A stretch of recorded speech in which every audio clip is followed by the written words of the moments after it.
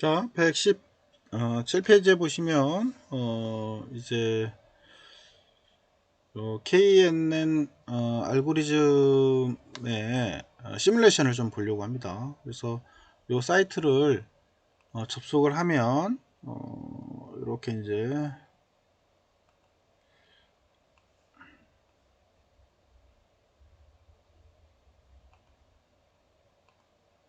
이 사이트를 접속을 하면 이렇게 이제 뜨게 되고요. 약간 이제 그 초기에 어떻게 눌려있느냐에 따라서 좀 차이가 있습니다. 그래서 우리 책에 있는 거 그림하고 틀립니다. 117페이지에 있는 그림하고는 약간 차이가 있습니다. 여러분들도 한번 위에 있는 경로를 링크를 해서 볼 수 있도록 하시고요. 여기에 이제 밑에 하단에 있는 요 네 가지 분류에 따라서 이제 선택할 수가 있고요. 매개 변수 변화에 따라서 분류되는 모습을 우리가 살펴볼 수가 있습니다. 분류되는 이제 각 데이터들, 여기서 이제 점들이 다 데이터인데요. 이 점들은 마우스로 드래그해서 이동할 수도 있어요. 근데 여기 지금 가능하면 이제 그 크로노로 해주시는 게 좋을 것 같고요. 그 다음에 이 선의 이동에 따라서 그 변화되는 점을 관찰할 수가 있는 구조로 되어져 있습니다. 그래서 우선 밑에 매트릭은 이제 거리 척도 방법이고요. 그러니까 어떤 거리로 해서 어떻게 할 거냐라고 하는 겁니다. 그래서 L1은 맨하탄 거리고요. 그 다음에 L2는 이제 유클리드 거리라고 보시면 될 것 같아요. 그래서 두 가지로 눌러보면 지금 현재는 이제 맨하탄법이고요. 누르면 이제 요게 이제 유클리드 거리법이다. 이렇게 이제 보시면 될 것 같고요. 그 다음에 이제 네이버후드. 네이버후드는 뭐냐면 이제 최근 이웃한 점들. 그래서 얘들이 이웃한 점들을 본 거예요. 그래서 K가 이제 1인 경우, 그 다음에 3인 경우, 5인 경우, 7인 경우 이렇게 원래는 그 홀수로 표현해야 한다고 얘기를 했었죠. 이웃하는 변에 따라서 이제 좀 차이가 생기게 되죠.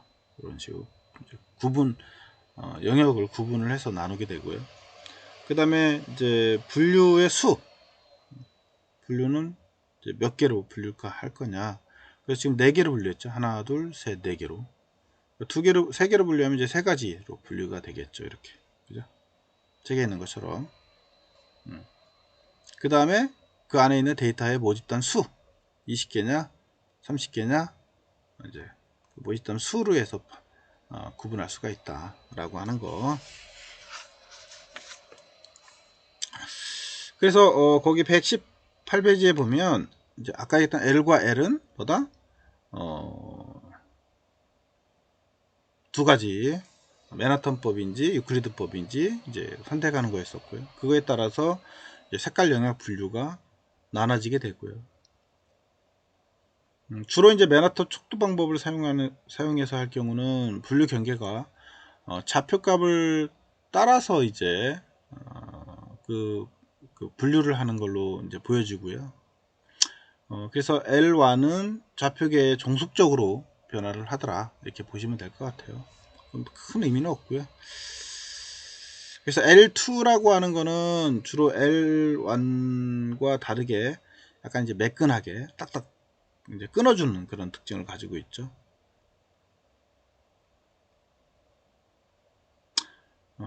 주로 이제 요 L2 같은 경우는 시그모니 척도법을 사용을 해서 이제 하기 때문에 이제 좌표값하고 상관없이 보여주는 그런 특징을 가지고 있다.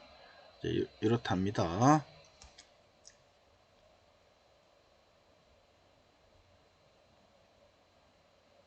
그 다음에 이제 아까 했던 K값은 이제 내가 홀수로 해서 표현을 하면 되고 짝수를 선택할 경우에는 점이 어디에 속할지 구분하지 못하는 영역이 생길 수도 있습니다. 그래서 만약에 짝수로 선택을 이렇게 하면은 이런 중간에 부분들이 어느 영역으로 포함될지 모르는 거죠.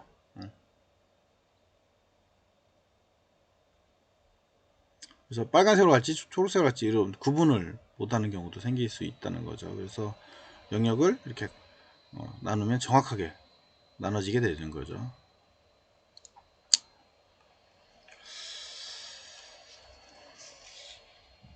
옮겨지나? 안 옮겨지네. 지금 이거 제 거는 이게 크롬으로 안 돼서 이게 지금 점이 원래는 이렇게 옮길 수도 있거든요. 거기 119페이지 하단에 보면 뭐 예를 들면 빨간 점을 이쪽 초록 쪽에다 옮겼다든가 이쪽 블루에다 옮겼을 때 그 영역만 이제 영역으로 빨간 점으로 변하게 되는 거죠. 그랬을 때 걔가 어느 쪽으로 포함이 될 거냐 라고 하는 거죠. 그래서 그거는 K 값이 이제 분류에 따라서 초록 속으로 들어갈지 아니면 뭐 다른 색으로 들어갈지 분류가 될 수가 있다. 이렇게 이제 본 거예요. 자, 그렇게 해서 한 번씩 이제 테스트해서 보시도록 하시고요.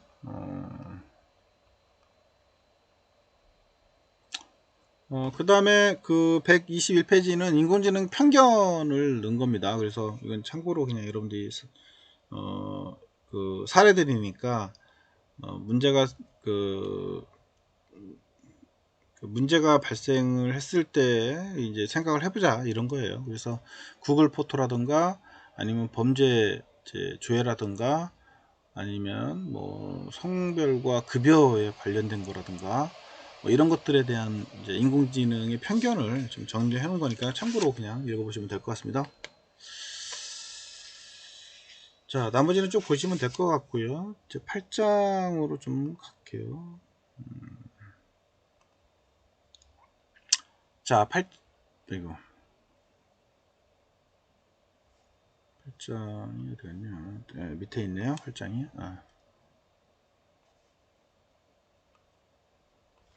자, 8장은 이제 비지도 학습입니다.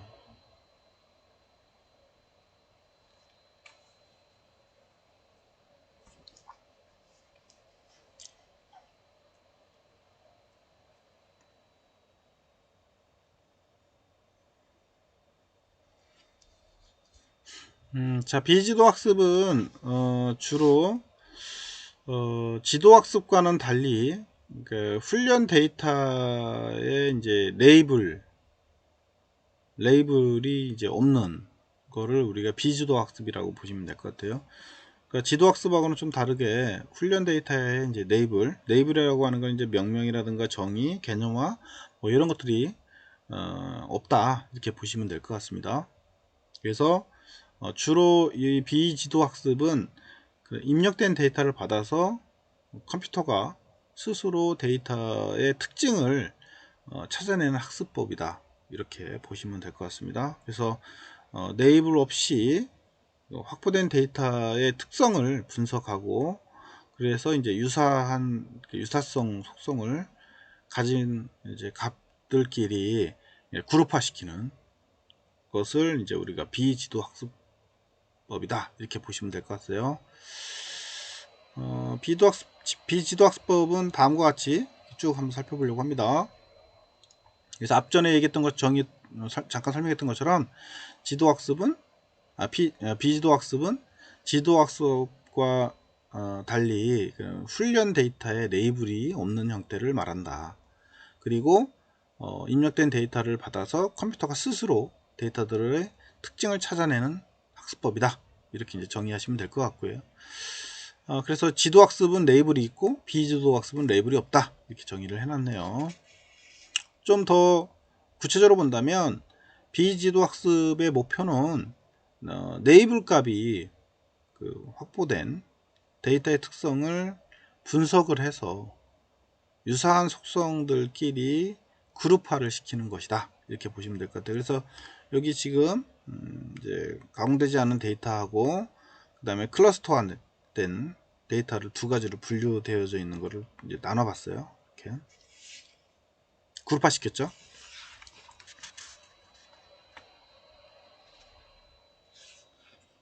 그래서 주로 이제 이런 비지도 학습은 이제 사람들이 이제 발견하기 어려운 부분들이 있는 부분에다가 많이 사용을 하게 되는데 주로 이제 카드사 에서 이제 카드 분실 했을 때 이제 이상 사용자가 있는지를 탐색을 하는 그런 시스템도 많이 쓰이고 있고요. 그 다음에 이제 서버나 이런데 악의적으로 이제 해킹이나 공격을 했을 때 이런 것들의 이제 이상 패턴을 AI가 이제 스스로 분석을 해서 해커들의 침입을 예방할 수 있는 그런 이제 예방 혹은 이제 자기 방어 시스템을 구현을 한다든가 이럴 때 사용한다고 보시면 될 것 같아요. 자, 그래서 비지도 학습은 이제 군집하고 시각화하고 차원 축소에 따라서 이제 분류를 했고요. 그 중에 군집에서는 이제 K 평균이라고 하는 게 있고요. K 평균은 주어진 데이터를 지정된 클러스터 개수로 그룹핑을 하는, 그리고 그 한 클러스터 내의 데이터들을 동일한 성질로 가지고 있는 또 다른 그룹으로 이제 구별을 해서 분류를 하더라, 이렇게 보시면 될 것 같고요. 그 다음에 계층 군집 분석은 계층의 이제 군집은 그러니까 어떻게 보면 유사성 있는 군집끼리 묶어가서 최종적으로 하나의 케이스가 될 때까지 군집을 계속 묶어서 클러스팅을 하는 클러스터링을 하는 이런 거다. 그래서 군집 간의 이제 거리를 기반으로 클러스팅을 하는 이런 이제 알고리즘이 있고요. 그 중에 이제 K 평균값하고 좀 다르게 군집의 수를 미리 정해주지 않아도 된다라고 하는 거죠. 그래서 계층 군집 분석을 가지고 또 이제 그 분류를 하는 이런 그 알고리즘이 있다, 이렇게 보시면 될 것 같습니다. 자, 그래서 그 지도학습에서의 알고리즘의 이제 군집화하는 과정을 살펴보면 첫 번째 이렇게 이제 데이터가 있으면 그 중에 A점들이 몇 개로 군집할 것인지를 이제 우리가 고민을 해야 하는 거죠. 그래서 군집할 때 어떤 특징을 가지고 이제 군집을 시킬 거냐라고 하는 거죠. 그리고 두 번째로는 이렇게 이제 B점에 여러 점들이 있는데 이 몇 개 점으로 군집할 거냐, 뭐 여러 가지가 있으면 이제, 그래서 아마도 이제 적당한 답이 떠오르지 않을 수도 있죠, 이렇게 유사하면. 그 다음에 시점을 봤을 때 몇 개로 군집화하면 적당할 건지를 이제 생각하는 거죠. 이거는 이제 두 가지로 구분을 나눠서 이제 군집을 했긴 하지만, 그래서 어떤 특징을 가지고 나눴느냐의 차이를 가지고 있을 수 있고요. 그 다음에 지금 D점을 보면 이 점들이 여러 가지가 있는데 얘들을 강제적으로 내가 4개로 이제 군집화해서 쪼갤 수가 있겠죠. 그럴 때 이제 어떤 특징을 가지고 먼저 찾아야 하는 것인지, 그 다음에 어떤 기준을 가지고 나눌 건지를 우리가 생각을 해야 하는 부분이 있고요. 그 다음에 이제 공간적인 특징을 이용해서 각각의 무리가 모인 위치를 통해서 군집화하는 경우도 있다.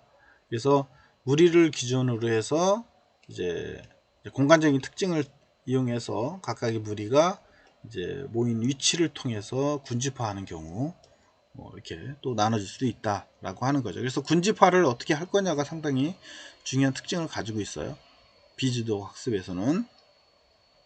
그래서 우리가 이제 그 첫 번째 안으로 이제 K 평균 알고리즘이라는 게 있다라고 하는 거죠. K 평균 알고리즘은 그럼 어떤 특징을 가지고 있느냐라고 하는 거죠. K 평균 알고리즘을 잠깐 살펴보면 우리가 126페이지에 있습니다. K 평균 알고리즘은 주로 기초 개념은 기초 개념을 설명하기 위해서 정의가 있는데 그 정의를 좀 살펴볼게요.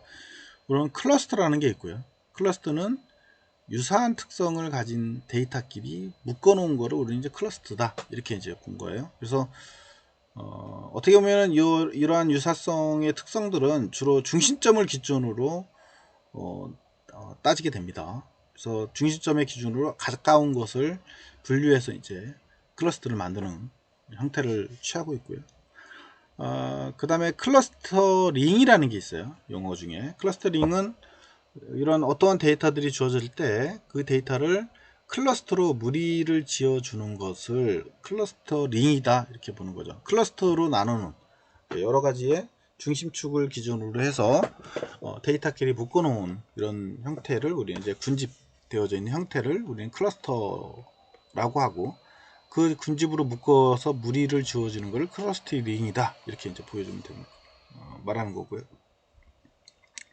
그 다음에 센트로이드라는 게 있어요. 센트로이드는 이제 무리를 의미합니다. 그래서 즉 클러스터의 이제 중심을 우리는 센트로이드다. 센터는 이제 센터의 의미를 갖고 있어요. 어떻게 보면 이제 각각의 클러스터의 중심 부분을 센트로이드다 이렇게 얘기를 하고요. 그 다음에 K는 몇 개의 무리로 클러스팅을 할 건지를 따지는 거죠. 그래서 데이터의 분류를 3개로 나눌 거냐, 그래서 클러스팅을 3개로 할 거냐, 2개로 할 거냐, 4개로 할 거냐 이렇게 이제 나누는 거예요. 우리 이제 K 클러스팅 할 건지 분류를 하는 걸 이제 K다 이렇게 이제 정의합니다. 그래서 K 평균 이렇게 나온 거죠. 알고리즘 과정을 살펴보면 자 7개의 데이터가 있어요. 이거는 우리가 이제 구분을 하기 위해서 임의로 넘버링을 한 겁니다.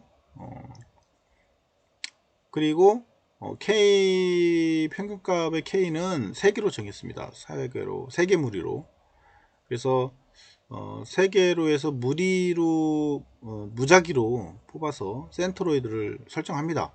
그래서 센트로이드 1번, C1, C2, C3를 이제 임의적으로 정의를 해놨어요. 그래서 각각의 데이터가 요 3개의 센터에 따라서 거리를 측정을 하는 거죠. 그래서 2개의 데이터 중에 하나씩 가장 가까이 있는 센트로이드를 찾습니다. 이렇게 요 첫 번째 1이 이쪽하고 가깝냐 이쪽하고 가깝냐 센터에 따라서 어느 쪽에 가까운지를 찾는 거죠. 그래서 1이 데이터인 경우 3개의 센트로이드 중에 이 C1 값에 가장 가까운 거죠. 그래서 이 1번은 C1에 클러스팅 한다. 클러스터링을 한다 이렇게 얘기를 하는 거죠. 그래서 이쪽 그룹에다가 클러스터를 그룹으로 만드는 거죠. 그래서 이런 방법을 통해서 어느 쪽이 가까운지를 따서 분류를 하는 거죠. 이렇게 그죠? 그래서 클러스터링을 하면 어떻게 분류가 되느냐, 이렇게 분류가 되는 거죠. 그래서 앞전에 2번 과정의 결과의 그림처럼 클러스팅을 하면 이렇게 이제 클러스터링을 돼서 분류가 되는 거죠. 그리고 C1과 C2, C3는 이제 센터가 되는 거죠. 이 그룹의 센터, 이 그룹의 센터, 이 그룹의 센터인데 앞전에는 임의로 정한 거고 이제 이 그룹 내에서 이 센터의 이동값이 생길 수가 있죠. 이제 얘들하고 평균값을 내서 그 센터가 어디 쪽인지 그 센터의 이동이 이제 생기게 되죠. 그래서 센트로이드가 클러스팅된 이런 데이터값하고 다시 평균값으로 해서 거리를 측정을 해서 중심값이 이제 옮겨지게 돼요. 그래서 이거는 C와는 이쪽으로 이제 옮겨지게 되는 거죠. 이 세 개 중에 거리가 다 가까운 그 센터가 되는 거죠. 그 다음에 요 3번, 4번, 3번, 6번, 7번에 데이터가 이 C2에 분류로 되어져 있는데, 클러스팅 되어져 있는데, 이 클러스팅 되어져 있는 센터는 이제 옮겨지는 거죠. 얘하고 거리, 이 거리, 이 거리, 세 개의 거리에 따라서 평균값을 계산을 해서 가까운 데로 옮겨지게 되고요. 그 다음에 C3도 마찬가지예요. C3는 C 5번, 그죠? 5번에 가까워야 하니까 5번으로 이 센터가 옮겨지는 거죠. 이렇게. 그래서 센트로이드의 클러스팅된 데이터 값의 평균 거리로 중심값 이동이 이제 생기게 되고요. 그렇겠죠? 그래서 요 그룹에서의 중심, 이 그룹에서의 중심, 이 그룹에서의 중심 값이 이제 변화가 생기게 되더라. 자, 그렇게 해서 변화가 생긴 다음에 또 중요해요. 변화가 이제 이 센터가 옮겨졌어요.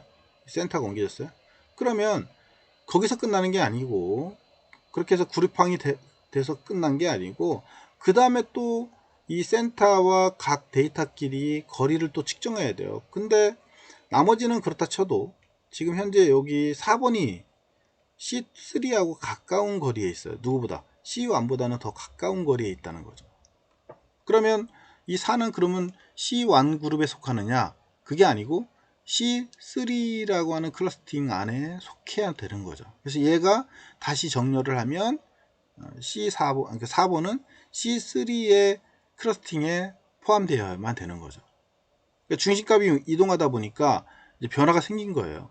그래서 여기 C1 거리보다는 C3의 거리가 가깝기 때문에 이 센트로이드의 중심이 옮겨졌기 때문에 데이터가 센트로이드와의 거리를 다시 측정을 해서 변화를 줘야 하는 거죠. 그래서 이 C4는 누구에 포함돼요? 이 센트로이드 C3에 포함이 돼서 그룹화가 이렇게 이제 그룹이 이루어지는 거죠. 그래서 이런 과정들을 계속 끊임없이 수행을 해서 그 센트로이드 센터에 가까워져 있는 클러스터를 계속 바꿔서 나머지 데이터들이 계속 변경 없이 계속 수행을 해서 내가 원하는 그룹을 만드는 이런 과정으로 사용되는 게 이제 K평균 알고리즘이 거기에 포함되고요. 그래서 그렇게 해서 다시 센트로이드 중심값이 또 이동을 시켜야 하는 거죠. 그래서 데이터 간의 평균 거리를 구하고 중심점을 또 계속 이동시켜서 계속 가까워지게 센터에 가까워지게 이제 이렇게 표현을 해서 이제 여기에 요 센터 값이 1과 2하고 사이에 가야만 되겠죠. 그죠? 왜? 얘가 이쪽으로 편입되어져 버렸기 때문에. 그죠? 그래서 C3는 또 C4로 갈 거고요. 그죠? 그 다음에 얘 C1은 C1번과 2번 사이로 갈 거고요. 그죠? 얘는 그대로 변화가 없겠죠? 그래서 이런 식으로 근데 아까 중간에 5번이 있었죠. 여기 C3가 5번이 겹쳐져 있어요. 그죠? 그래서 4번하고 5번 사이로 갈 거예요. C3가. 그죠? 4번하고 5번하고 C3. 그렇게 해서 데이터와 센트로이드 간의 거리를 구하고 그 다음에 중심점이 더 바뀌지 않을 때까지 계속 반복을 하는 거예요. 그래서 더 이상 바뀌지 않았을 때는 이제 클러스팅이 마치게 되는 거죠. 그래서 클러스터링이 끝나면 이제 이렇게 그룹화돼서 3개의 그룹 혹은 4개의 그룹 그룹화가 끝나게 되는 이런 특징을 가지고 있다. 자, 그래서 K평균 알고리즘은 상관관계가 있는 여러 특징을 하나로 합치는 것이다.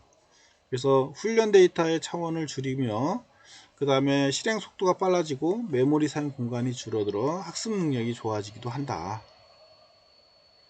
특징치 추출은 두 가지 특성을 어떤 사건의 원인에 나타내는 하나의 특성으로 합쳐질 수 있다. 그래서 이렇게 3차원적인 거를 차원 축소를 해서 2차원으로 바꾸면 마르티즈, 그 다음에 푸들, 치와와 이렇게 그룹화 시킬 수가 있다 라고 하는 거고요.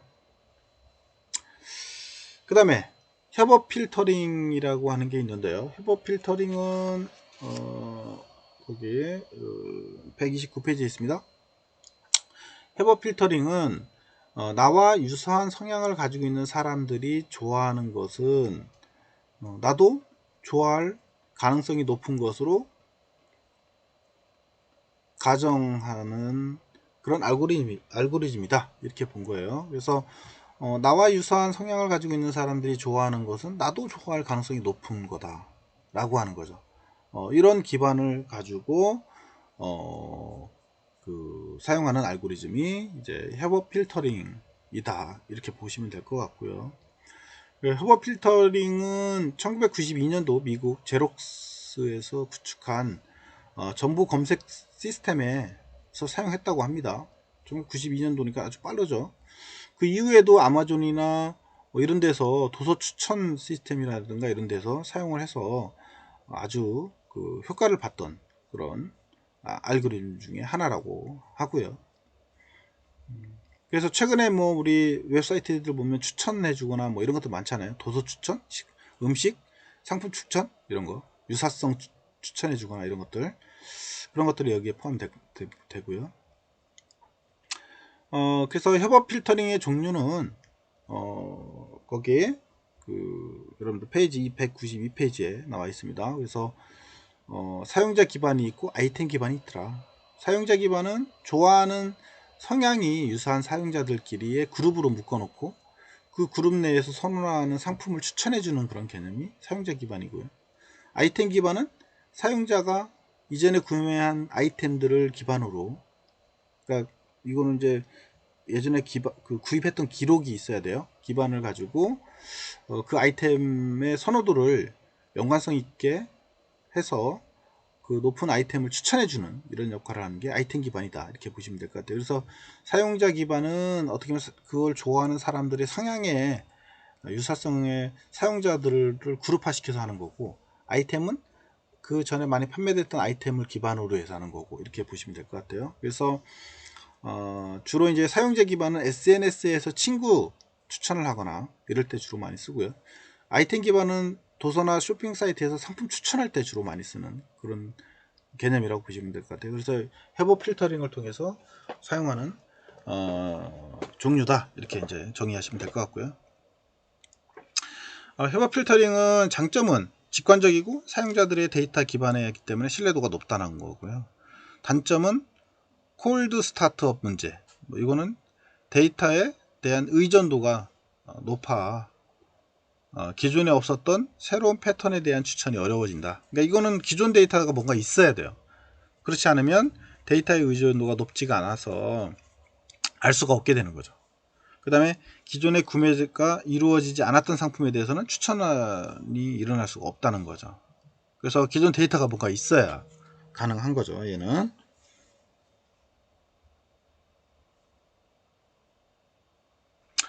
협업 필터링은 단점을 보완하기 위해서 콘텐츠 기반의 필터링이 필요하더라. 그래서 콘텐츠를 분석해서 아이템 프로파일과 사용자 선호도를 추출하고 유사성 분석을 통해서 추천을 하면 되더라. 그리고 새로운 상품에 대한 추천을 자연스럽게 할 수 있지만 유사한 상품을 계속 추천하기 때문에 다양성이 좀 떨어지는 그런 단점을 가지고 있다. 그래서 협업 필터링에 대한 전통적인 알고리즘과 최근 알고리즘의 기본 모델을 설명을 해놨습니다. 협업 필터링, 그 다음에 컨텐츠 기반의 필터링, 그 다음에 최신 알고리즘은 모델 기반의 그런 협력 필터링, 그 다음에 딥러닝이나 그런 기반의 필터링을 쓰고 있다 라고 하는 거고요. 그 중에 이제 또 생성적 적대 신경망이라는 게 있답니다. GAN이라는 알고리즘이 있고요. 요거는 GAN은 이안 구펠로스라는 사람이 이제 한 건데요. GN에는 경찰과 그 다음에 위조 집회범 사이의 게임에 비유해서 우리가 살펴볼 수가 있다고 합니다.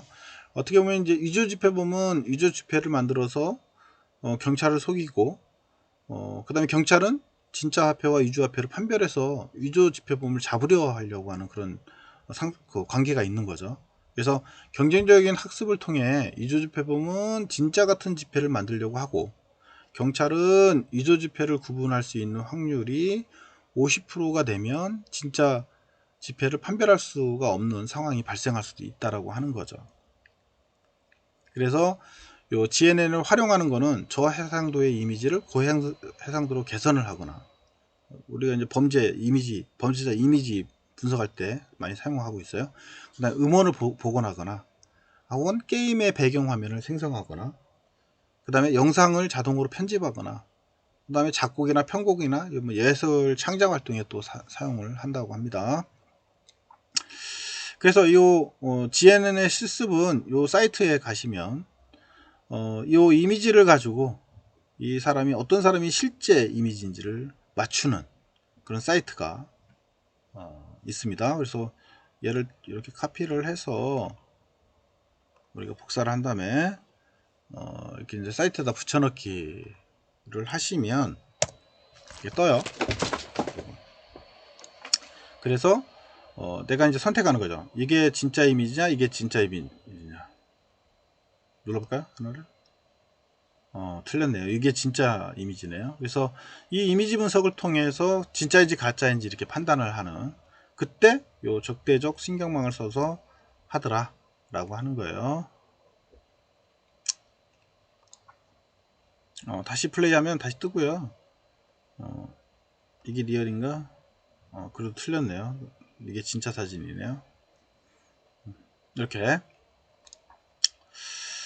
그 다음에 K평균 알고리즘을 시뮬레이션을 통해서 한번 보자. 라고 하는 거고요. 얘도 마찬가지예요. 얘를 드래그를 해서 Kpenguin 알고리즘에 실행하는 방법을 한번 확인을 해보자는 거고요. 이렇게 누르면 이렇게 뜨죠. 그래서 처음에 그 132페이지에 나 있는 것처럼 첫 화면에 지정할 거를 선택합니다. 여기 앞에 거는 이제 본인 선택이고요. 이건 랜덤이고요. 그 다음에 세 번째 거는 가장 먼 지점을 선택을 하는 거고요. 우선 뭐 본인 선택으로 눌러 볼게요. 그 다음에 여러 가지가 나오는데 사용하고자 하는 데이터의 종류를 선택하는 거라고 합니다. 그래서 처음 거를 우선 써볼게요. 그랬더니 이렇게 이제 나오게 되고요.